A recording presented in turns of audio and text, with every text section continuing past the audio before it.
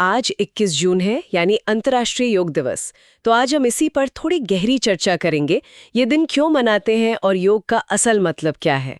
हमारे पास यूएन में इसकी शुरुआत कैसे हुई, दुनिया भर में क्या होता है और योग के जो बेसिक कॉन्सेप्ट्स हैं उन सब पर जानकारी है। कोशिश यही रहेगी समझने की कि ये दिन इतना खास क्यों है और जैसा कि यूएन भी मानता है यह हमारे शरीर और मन के लिए कैसे अच्छा है। और देखिए, एक मजेदार बात से शुरू करते हैं। यूएन में इस आइडिया को आप मानेंगे नहीं, रिकॉर्ड 177 देशों ने मिलकर सपोर्ट किया था। ये अपने आप में बहुत बड़ी बात है। चलिए समझते हैं ये सब हुआ कैसे। ये बात है 2014 की। भारत के प्रधानमंत्री नरेंद्र मोदी ने यूएन जनरल असेंबली में ये सुझाव रखा था। उन्होंने 21 जून की तारीख दी। क्यों? क्योंकि ये नॉर्दर्न हेमिस्फीयर का सबसे लंबा दिन है और दुनिया में कई जगह इसका एक खास महत्व है। हाँ, और इसका कनेक्शन समर सॉल्स्टिस मतलब ग्रीष्म संक्रांति से भी है। वो उत्तरायण से दक्षिणायन वाला बदलाव, और इसे गुरु पूर्णिमा से भी जोड़ा गया। ऐसी मान्यता है कि इसी दिन शिव, जिन्हें आदि योगी कहते हैं, उन्होंने योग का ज्ञान देना शुरू किया था। वो पहले गुरु बने, आदि गुरु। अच्छा, तो ये सुझाव आया 2014 में? जी हाँ, और देखिए कितनी तेजी से बात आगे बढ़ी। सुझाव आने के कुछ ही महीनों में 11 दिसंबर 2014 को यूएन महासभा ने इसे अपना लिया। भारत के जो परमानेंट रिप्रेजेंटेटिव थे, अशोक मुखर्जी, उन्होंने योग दिवस का प्रस्ताव रखा और उसे 177 सदस्य देशों का समर्थन मिला, को स्पॉन्सरशिप। 177 देश? हाँ, ये किसी भी यूएन महासभा प्रस्ताव के लिए आज तक का सबसे ज्यादा है, और ये बिना किसी वोटिंग के पास हुआ था। कमाल है। 177 देशों का एक साथ आना, ये वाकई दिखाता है कि इस विचार में कुछ खास था जिसने सबको जोड़ा। बिल्कुल बिल्कुल। फिर आया पहला अंतर्राष्ट्रीय योग दिवस 21 जून 2015। दिल्ली में राजपथ पर तो बहुत ही बड़ा इवेंट हुआ था। करीब 36,000 लोग थे, प्रधानमंत्री थे, 84 देशों के डिग्निटरीज थे। अच्छा। सबने मिलकर 21 आसन किए और इसने 2 गिनीज वर्ल्ड रिकॉर्ड भी बनाए। अरे वाह, कौन कौन से? एक तो सबसे बड़ी योग क्लास का। अच्छा। और दूसरा सबसे ज्यादा देशों की भागीदारी का। तब से तो हर साल दुनिया भर के शहरों में ऐसे बड़े बड़े आयोजन होते हैं। इस मौके पर आरबीआई ने खास सिक्का भी निकाला था और यूएन ने स्टैंप भी जारी किया। इतने बड़े आयोजन, रिकॉर्ड्स, ये सब ठीक है, पर इन सब के पीछे ये योग आखिर है क्या? शब्द तो बहुत सुनते हैं, पर इसका मतलब क्या है? देखिए, योग जो शब्द है वो संस्कृत के युज धातु से बना है। युज? हाँ, युज, जिसका मतलब होता है जुड़ना या एक होना। जुड़ना? किस चीज का जुड़ना? शरीर का, मन का और आत्मा का एक संतुलन साधना। महर्षि पतंजलि ने अपने योग सूत्रों में इसे बहुत अच्छे से समझाया है।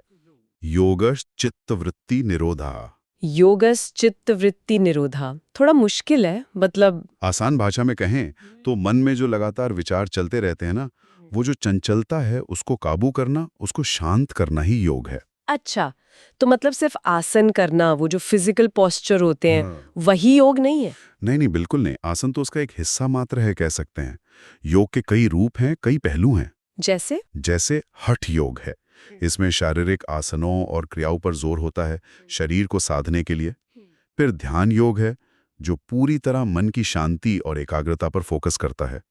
और एक बहुत जरूरी हिस्सा है प्राणायाम। हाँ, सांस लेने वाली एक्सरसाइज। हाँ, सांसों पर नियंत्रण करके उससे हम अपनी जीवन ऊर्जा यानी प्राण को नियंत्रित और संतुलित करते हैं।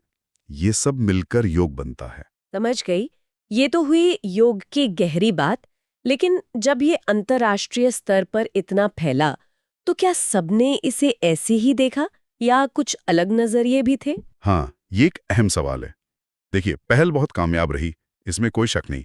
लेकिन हाँ, कुछ अलग अलग विचार, कुछ बहसें भी सामने आईं। कुछ लोगों को ऐसा लगा कि ये कहीं ना कहीं हिंदू धर्म को बढ़ावा देने जैसा है। अच्छा। इसी वजह से शायद आपको याद हो, 2015 में कुछ आयोजनों में सूर्य नमस्कार या ओम का जाप शामिल नहीं किया गया था, क्योंकि कुछ दूसरे समुदायों को आपत्ति हो सकती थी। हाँ, कुछ ऐसी खबरें थीं। और उधर पोप फ्रांसिस ने भी कैथोलिक लोगों को एक तरह से आगाह किया था कि योग को ईश्वर तक पहुंचने का सीधा रास्ता न समझें।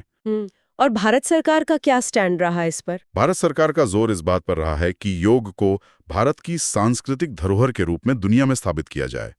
जैसे उस समय के योग मंत्री श्रीपद नाइक ने कहा भी था कि हम दुनिया को ये साबित करने की कोशिश कर रहे हैं कि ये हमारा है। अच्छा। दूसरी तरफ कुछ स्कॉलर्स ये भी कहते हैं कि वेस्ट में जो योग पॉपुलर हुआ है वो अक्सर अपने धार्मिक या आध्यात्मिक जड़ों से कटकर ज्यादातर एक फिजिकल फिटनेस रूटीन की तरह अपनाया गया है। हाँ, ये भी एक नजरिया है। बिल्कुल। हालांकि इस पर प्रधानमंत्री मोदी का जवाब था कि योग धर्म के बारे में नहीं है। तो आप देख सकते हैं कि कई तरह के विचार और दृष्टिकोण रहे हैं। हम यहाँ बस जो अलग-अलग सोर्सेज में बातें कही गई हैं वो बता रहे हैं। हमारा मकसद किसी का पक्ष लेना नहीं है। बिल्कुल, ये समझना जरूरी है कि अलग-अलग नजरिए हो सकते हैं। तो फिर निचोड़ क्या है? संयुक्त राष्ट्र से किस तरह देखता है? देखिए, संयुक्त राष्ट्र के लिए ये दिन मूल रूप से दुनिया भर में स्वास्थ्य, सद्भाव और शांति को बढ़ावा देने का एक अवसर है। ये योग के जो फायदे हैं शारीरिक और मानसिक तंदुरुस्ती के लिए, उन्हें हाईलाइट करने का दिन है। एक ऐसी प्राचीन प्रैक्टिस जिसके लाभ आज की दुनिया में भी उतने ही जरूरी हैं। तो आज हमने समझा कि अंतर्राष्ट्रीय योग दिवस की शुरुआत कैसे हुई, दुनिया ने इसे कैसे अपनाया, योग का असल मतलब क्या है, और हाँ, इससे जुड़े जो अलग-अलग विचार रहे हैं उनको भी जाना। जी हाँ। और अब जाते जाते एक सवाल शायद हम सब सोच सकते हैं। ये जो योग का मूल आइडिया है, जुड़ना या मिलन, क्या इसे हम सिर्फ अपने अंदर यानी मन और शरीर के बीच तक ही सीमित रखें? या फिर आज की जो दुनिया है जहां इतने मतभेद हैं, वहां इसे समुदायों के बीच, देशों के बीच बेहतर रिश्ते बनाने, एक तरह का सद्भाव लाने के लिए भी इस्तेमाल किया जा सकता है? सोचने वाली बात है।